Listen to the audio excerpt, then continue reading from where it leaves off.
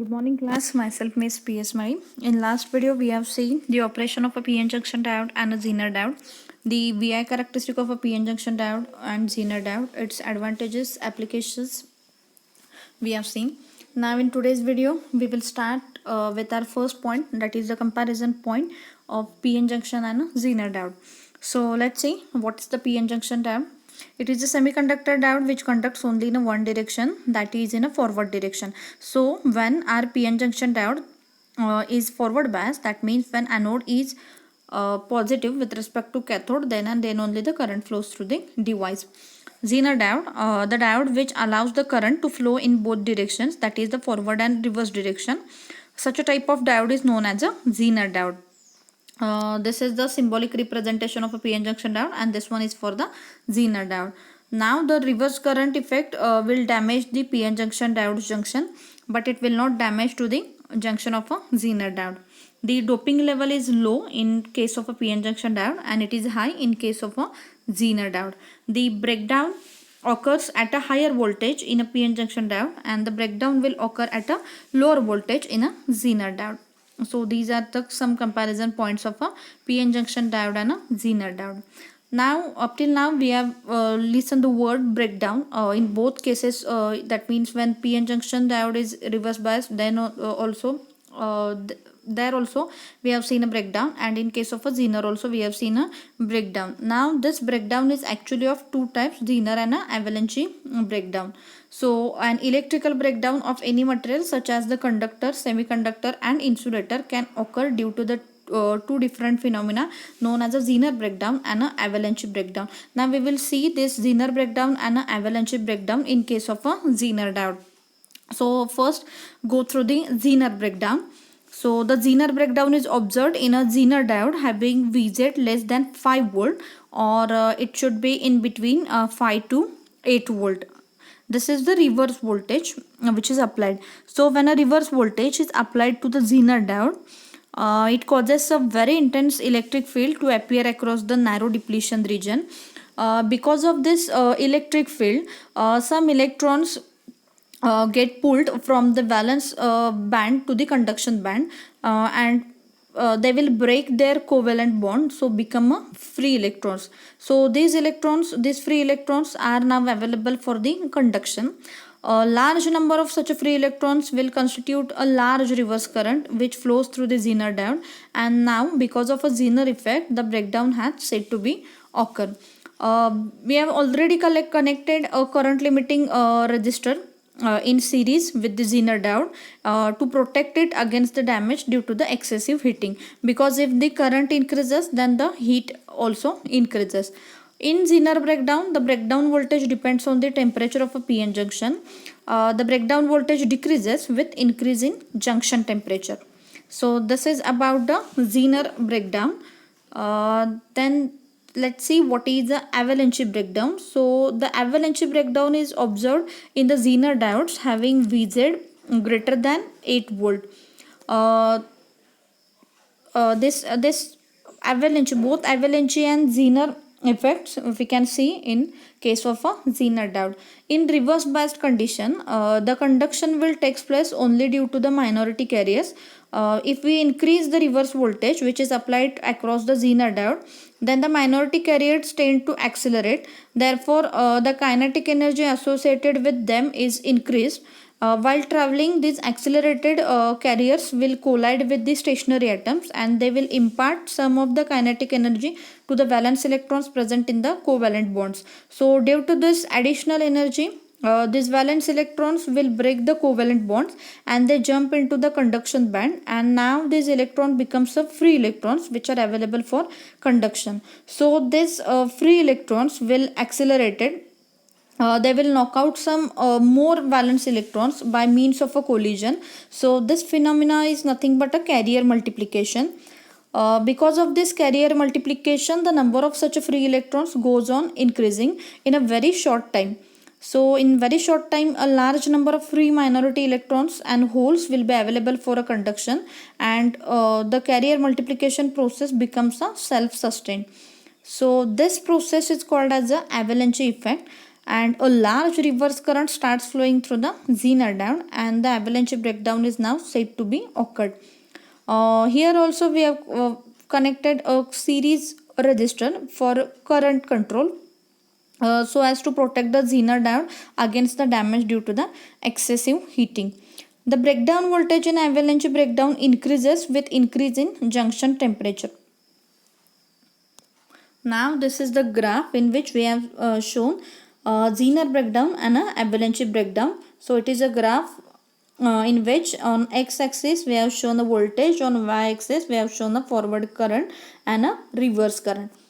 So let's see the third quadrant in which a reverse characteristic is shown.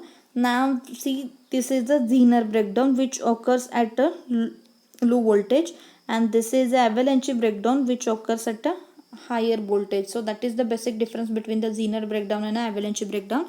That is, the Zener breakdown is observed in a Zener diodes having Vz less than 5 volt or in between 5 to 8 volts. So this voltage is between 5 to 8 volt, and the avalanche breakdown occurs in the Zener diodes having voltages greater than 8 volt.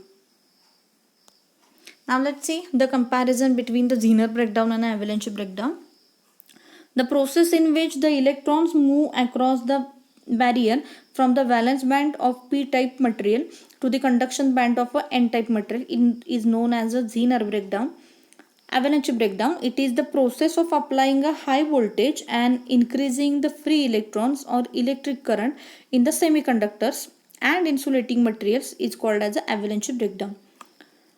Now the Zener breakdown is observed in a Zener diodes having a Zener breakdown voltage in between 5 to 8 volt, and avalanche breakdown is observed in a Zener diode having a Zener breakdown voltage Vz greater than 8 volts. In a Zener breakdown, the valence electrons are pulled into a conduction due to the high electric field in the narrow depletion region. In avalanche breakdown, the valence electrons are pushed to the conduction due to energy imparted by accelerated electrons which gain their velocity due to their collision with other atoms. The increase in temperature decreases the breakdown voltage in case of Zener breakdown, but in case of avalanche breakdown, the increase in temperature increases the breakdown voltage. The VI characteristic of a Zener breakdown has a sharp curve, whereas the VI characteristic curve of a avalanche breakdown is not as sharp as that of the Zener breakdown. Zener breakdown occurs in the diodes that are highly doped, and avalanche breakdown occurs in the diodes that are lightly doped. So these are some comparison points. The next part of this chapter is a rectifier. So before going to rectifier, we must know the terms AC and DC, because the rectifier is a device which converts AC into DC. So before going to the operation of a rectifier, or before looking for the rectification process, we must go through the terms AC waveforms and DC waveforms. So here some waveforms I have shown. This is our sine wave, this is a complex wave, this is a triangular wave, square wave. So these are some kinds of AC waveforms. So AC waveforms, in AC waveforms, here it is see, first it is a sine wave. So it is a graph of amplitude versus time. On x-axis time is shown, on y-axis amplitude is shown, and this sine waveform has the two half cycles. First half cycle, this is a positive half cycle, and second half cycle, this is the negative half cycle. So in a first chapter we have seen what is mean by a cycle. So this is the first positive half cycle, okay, which is from 0 to pi, and this is the negative half cycle which is from pi to 2 pi. So one cycle is of 2 pi, that is a 360 degree or 2 pi radian. So the cycle starts from this point and it will ends at this point, okay, and from this point the second cycle starts and it will starts and ends at this point, okay. So here two cycles are shown. So the cycle consists of one positive half and one negative half. So look at the graph. The graph is, or the sine wave is present on positive half also as well as on a negative half as well as on a negative side also. So the waveforms which are present, which are alternate in nature, that means they have both a half positive and half negative part. So these are the AC waveforms which are present on positive side also and on negative side also. That means in short, they are present on both sides of the x-axis. So these are your AC waveforms. See any waveform, this is the complex waveform, this positive half is present on above the x-axis, negative half present below the x-axis. Here triangular waveform also, one cycle completes over here. So the positive half present above the x-axis, negative half present below x-axis. Same in case of a square wave. So these are the AC waveforms. We have to convert this AC waveforms into a DC one, and for that we are going to use a rectifiers. So now this is the DC waveform. Okay, so this same this AC waveform, this AC sine wave, we have converted to the DC waveform by using the rectifier. Now let's see. In this DC waveform, the waveform is present only on one side of a x-axis. So this waveform is available only above the x-axis. Okay, here there is a no waveform we have shown because it is not an alternating one, it is a direct one. That means it presents only in one direction of a x-axis. It presents only either above or below to the x-axis. So this is our DC waveform. So let's see the definition of a rectifier. So this is the alternating current and this we have converted into a direct current. So the previous waveform, we have converted into this straight line which is shown over here. That means the voltage is constant, and for that we need to use a filter and voltage regulator circuit after the rectifier circuit. We will see it one by one. So this is alternating current present on both sides of the x-axis, and here it is a direct current present only on one side of the x-axis. So in a simple way you can understand what's the AC and what's the DC. So let's see a rectifier. Rectifier is an electronic device which is used for converting and alternating, that means the AC voltage or current, into a unidirectional, that is a DC voltage or current. Okay, so an electrical device which converts an alternating current into a direct one by allowing a current to flow through it in one direction only. So let's see what is the need of a rectifier. Every electronic circuit such as amplifiers needs a DC power source for its operation. So whenever a DC power source is needed, we have to obtain this DC voltage from the AC supply. So for this the AC supply has to be reduced, that means to step down first using a step down transformer and then converted to DC by using a rectifier. Okay, so let's start with the types of the rectifiers. So rectifier is divided in two types. First one is a half wave, second one is a full wave. The full wave is again categorized into two parts, a center tap one and a bridge one. So let's say it one by one. The operation of a half wave, operation of a center tap operation of a center tap full wave rectifier and a bridge type full wave rectifier. So let's see first half wave rectifier, which is also called as a HWR. So let's see the operation first. Now always the input to the rectifier is a AC one and output is a DC one. So this is a DC output, that means the output is present only on one side of a x-axis, and this is your alternating input AC.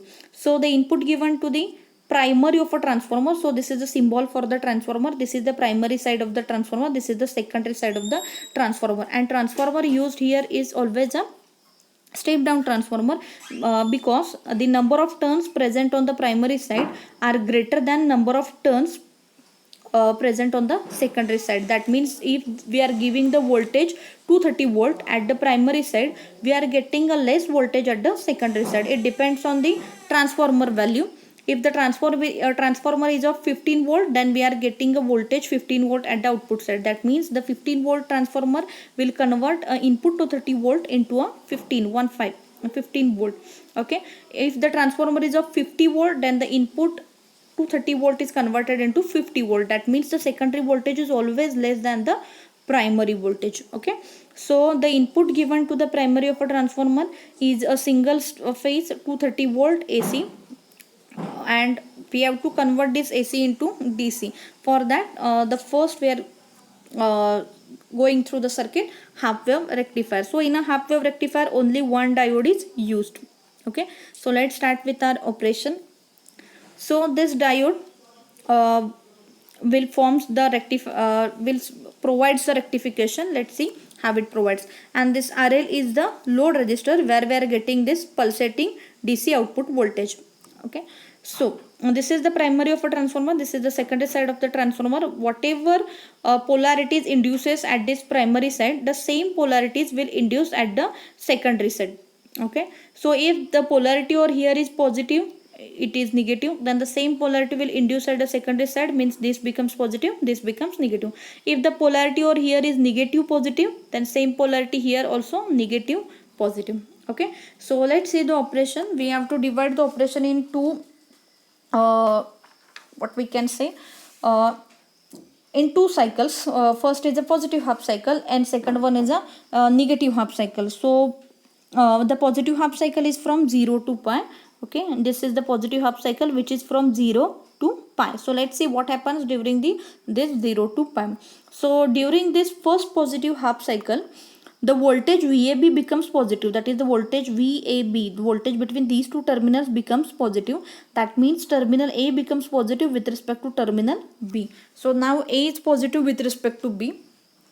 Now this positive polarity is connected to the anode of a transformer, anode of a diode, and negative polarity is connected through this resistor to the cathode of the diode. So now diode is forward biased. We are knowing when the anode is positive with respect to cathode, then our diode is said to be in a forward biased condition. So the current starts flowing through the diode. So now the current will flows through the circuit and it will flows from positive to negative, and the path is A, D, RL, B. The current will flows through the path A, D, RL, B, and we are getting the voltage at the output side. So this is the voltage at the output side. Okay, this is the same voltage that we are get over here, that is the step down voltage we are getting at this portion. The same voltage we are getting over here, this voltage minus the voltage drop across this resistor, minus the voltage drop across this diode. And we are knowing for a silicon the voltage drop is 0.7, for germanium the voltage drop is 0.3. So that same kind of voltage we are getting over here. Now what happens in a negative half cycle, that means from pi to 2 pi during this negative half cycle. During the negative half cycle, the voltage VAB becomes negative.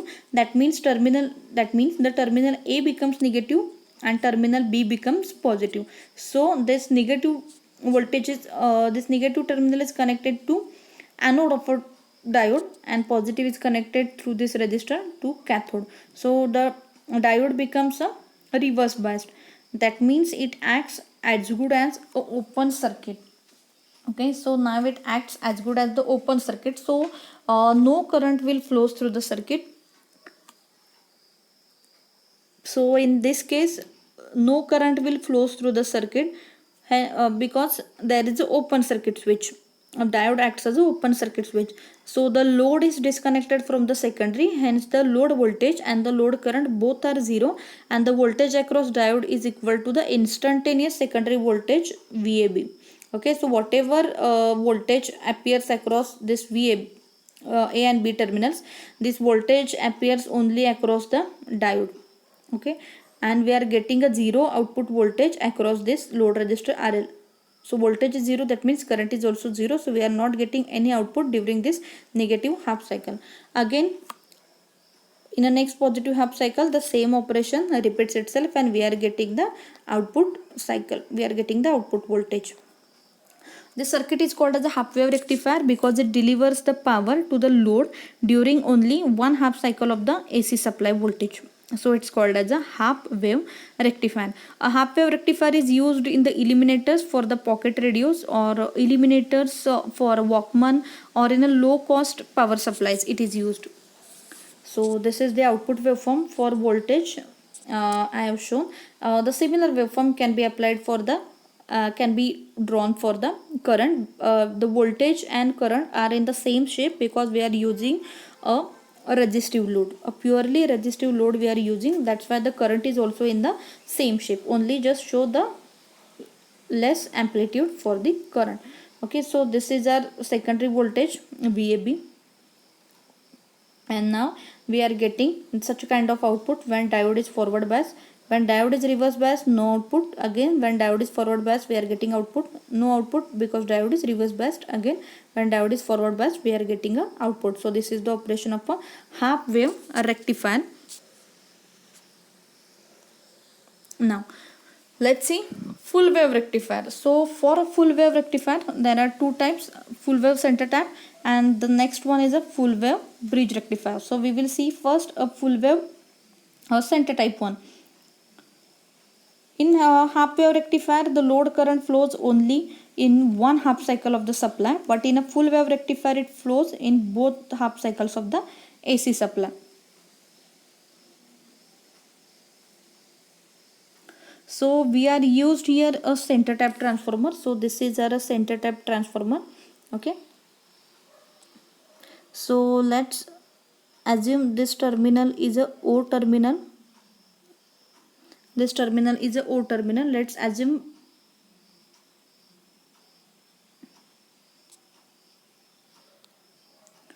so this is our O terminal.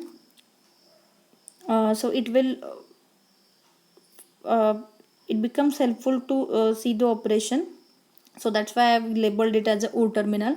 So now it is a center tap transformer. That means you can assume there are the two parts we have made for this secondary. This is the one part VAO, this is the second part VBO. Okay, so the voltage, if voltage VAO is positive, then the voltage VBO is negative. If voltage VAO is negative, then voltage VBO is positive. That means it is a vice versa. The induced voltage in the two halves of the secondary winding, the voltage which is induced in the two halves of the secondary, this one half and this is the second one, are always 180 degree out of phase with respect to each other. They are always out of phase with each other. That means they are equal in magnitude but opposite to each other. That means they have a phase difference of 180 degree between these two. Okay, so in this full wave center tap, we have used two diodes, diode D1 and diode D2. The input given to the primary of a transformer is a single phase 230 volt 50 hertz AC supply, and at the output side, as it is rectifier, we are getting a DC voltage at its output side. So let's start with the operation. The input given to the primary is a single phase 230 volt AC input. Now during the first positive half cycle, that is during this half cycle from 0 to pi, the terminal A becomes positive with respect to B. So A is positive now and B is negative 1. Okay, so that means the voltage VAO is positive and VBO is negative. O is the common terminal. Okay, so O is the common terminal for this side, also for this side. So A is positive means with respect to A, O is negative. Once again, A is positive means with respect to A, O is negative. And B is negative means with respect to B, O is positive. Okay, so that's why voltage VAO is positive here and VBO is negative here. Due to center tapped secondary, VAO and VBO are always equal and opposite to each other. Now let's see which diode gets forward biased and which gets reverse biased. So this positive is terminal is applied to anode of D1. This negative is applied to anode of D2. So D1 gets forward biased and D2 gets reverse biased. Means during this positive half cycle, D2 will act as a open circuit. So no current flows through the D2. The current only flows through diode D1. And now the current flows through the path A, D1, RL back to O. Once again, the current flows from positive to negative. Here O is negative with respect to A. So current flows through the path A, D1, RL back to O. And we are getting this cycle at the output. Okay, we are getting this cycle at the output. So operation of a positive half cycle, that means from 0 to pi, diode D1 is on and D2 is off, and we are getting the output voltage because of this diode D1. The instantaneous load voltage is positive and it is approximately equal to VO. As load is purely resistive, the load current IL has the same shape as that of the load voltage. Means the load current is also of the same shape. Okay, so let's see the operation during the negative half cycle. That means the operation during pi to 2 pi. The positive half cycle is from 0 to pi and negative half cycle is from pi to 2 pi. That means from 180 degree to 360 degree. Okay, so during the negative half cycle of the AC supply, the polarity of secondary induced voltages are reversed now. So now VAO is negative and VBO is positive. That means terminal A becomes negative, terminal B becomes positive. So with respect to A, as A is negative, O becomes positive with respect to A. As B is positive, O becomes negative with respect to B.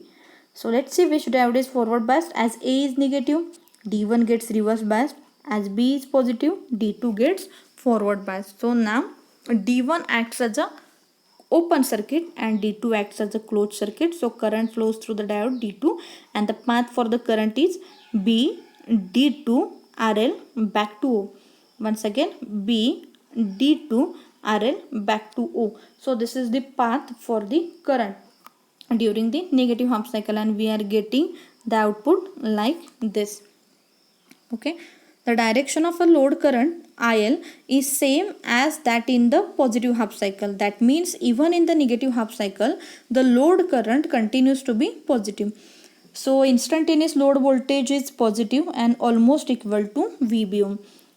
What I said before, in a first case also the current flows through this path.